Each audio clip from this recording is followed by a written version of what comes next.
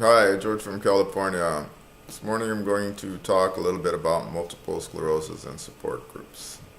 They're important, but a lot of people they decide or they don't know. Everybody has their own way of doing things, the way I see it.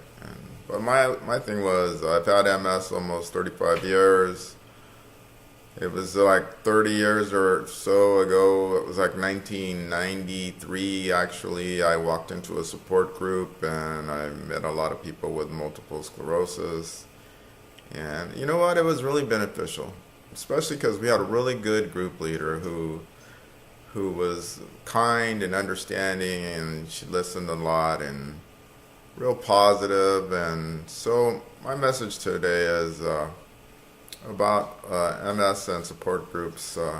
Last year, 2017, I became a multiple sclerosis support group leader. My wife encouraged me. She says, you've been dealing with it for a long time. You've heard about biotin. You tried in 2015. I tried biotin.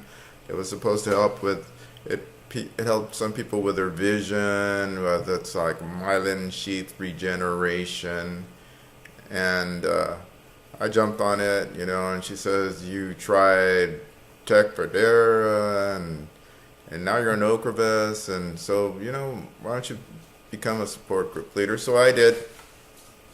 It's been a year, and I've been doing a support group leader, and it's been really good. It helps me. I keep learning. So our last meeting, I decided to talk about managing anxiety and depression during the holidays.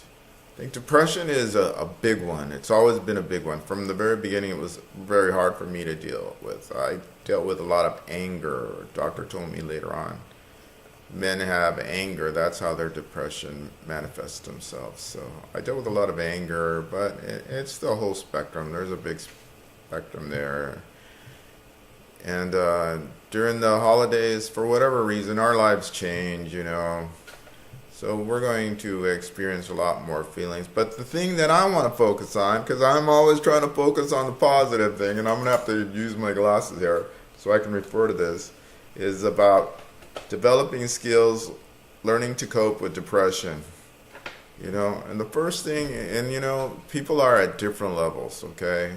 The newbies, as they call them, and then you get the people that are older and experienced like me. Young at heart still though. Anyhow, so acceptance, it's a big one, right? And even when you're starting, acceptance it's a process. You're going to have to deal with all your different feelings, emotions, and you have to deal with other people's feelings and emotions, how they're discovering the new you and how you're discovering the new you. And some people are going to be able to adjust and some people aren't going to be able to adjust. And it can be very frustrating. But how are we going to do it, okay? We're going to have to accept it for ourselves. For some of us, that's going to be hard. But once you accept it and you start to say, okay, now what do I do with it? How do I cope? How do I manage this? A friend of mine told me, you're just going to have to deal with it. So empower yourself with knowledge and get experience, And that's where the groups come in, because a lot of people are empowering themselves with knowledge and group experience, and you realize that you're not the only one that's dealing with it. There's a lot of people dealing with it, and there's a lot of them that are newbies. Some of us are newbies, and some of us that can have experience will help each other. And in the groups, I try to encourage people to interact and to talk. It's not just about hearing George. It's not just about what I think. You have to be able to disclose your feelings. I hurt. I feel sad. I can't work anymore. That's frustrating. How do you do it? We make adjustments. A long time ago, the internet was just barely beginning. It was DOS, disk operating system. No Windows. Oh man, it was hard. It was expensive. But now you have the internet, loads of information, lots of groups out there helping. We've realized that MS is widespread.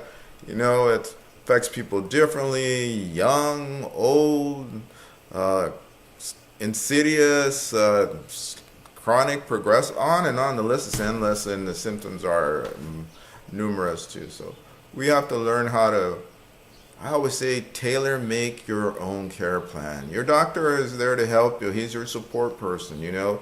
But with your groups, you empower yourself with knowledge, information, and you learn how to tailor make your own care plan. For instance, I was talking about biotin, okay? That was 3 years ago. I read about it. Doctor told me, didn't even tell me about it, my doctors, but that's okay. I found out about it, and I still take it because it helps with urgency. I don't have to go out all the time. I take Ditrol. No, I don't take Ditrol because that would make me confused a little bit. Later on I realized it. But anyhow, I take Vesicare half at night, and because it constipates me too much. But it helps with bladder control, and I don't have to get up all night. But I also take biotin because that helps with urgency. I take it when I go out. You know, I figured out my own way how to do it. But the point is here, tailor make your own care plan. And nutrition is really important too. You know, we have to optimize our health, our cellular health, you know. Our blood sugar needs to be stable. So that's information that you can research and you can find out and learn to manage it, okay? So that's cool.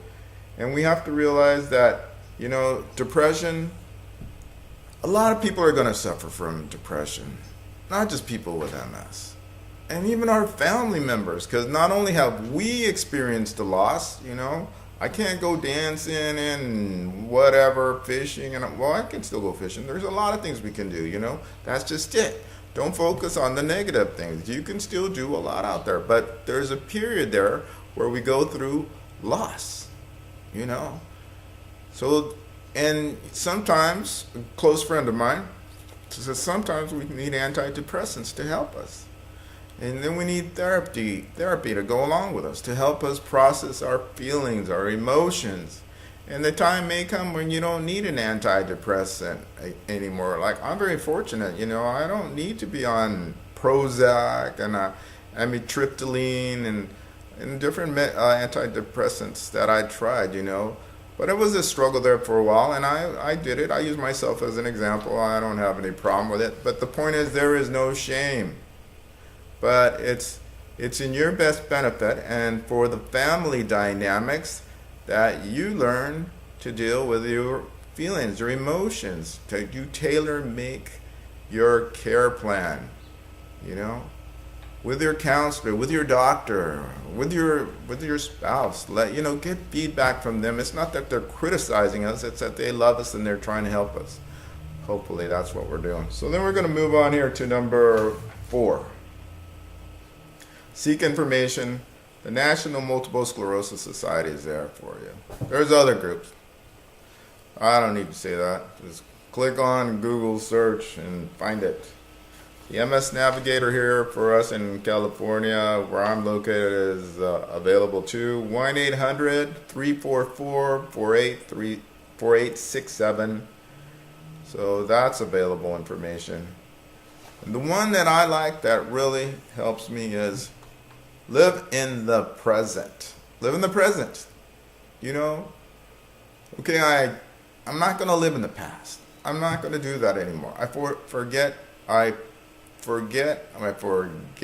forgo the past because that's the past. I need to live in the present. You know? I think if I get stuck in the past, I get real depressed. But I don't even go there. I'm not depressed, man. I'm not going to tell you I'm depressed. Hell no, I'm not depressed. There's just no way that's going to happen right now. Someday something may come that's going to be overwhelming, but then, well, right? This is our plan of action here. I'm going to have to just check it out. And in the future, you know, what if I end up, oh man, the future will take you down hard, you know?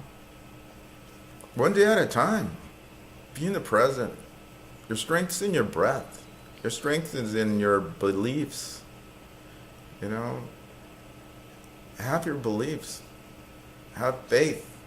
One day at a time. Live in the present. Don't live in the future. Don't live in the past. I'm not saying totally ignore the future. You know, we got to make some plans, that's for sure. But don't get caught up that, in this depressive state that poor me kind of, that doesn't work. And the theme of this conversation is find your way. Find your way. Find strength. Support groups. That's a cool idea. You don't have to go, I used to be a substance abuse counselor, and some people think, hey, George, do I have to go to the support group forever? I guess if you do, you do, but some people don't. Some people grow out of that addiction stuff in the support groups on their own. They're able to manage. They tailor make their care plan. I'm going to be upfront. I don't have any problem with it anymore. I'll disclose. Hey, I smoked pot for years. Couldn't get out of it, tried, finally got out of it. But I was one of those people that grew out of it and became empowered by knowledge and kept on living and realized that drugs, it's not for me. I want to live in the real world with real people, have real experiences, and not go into a euphoric state of mind to feel good. I don't. But anyhow, this is about MS and managing depression. And I'm going to do one on anxiety too, because depression and anxiety, this goes on hand in hand. But that's it for now. Hey, have a great day. George from California. Take care. Live in the present. It's okay, man. It's okay. We'll figure it out. We'll manage it.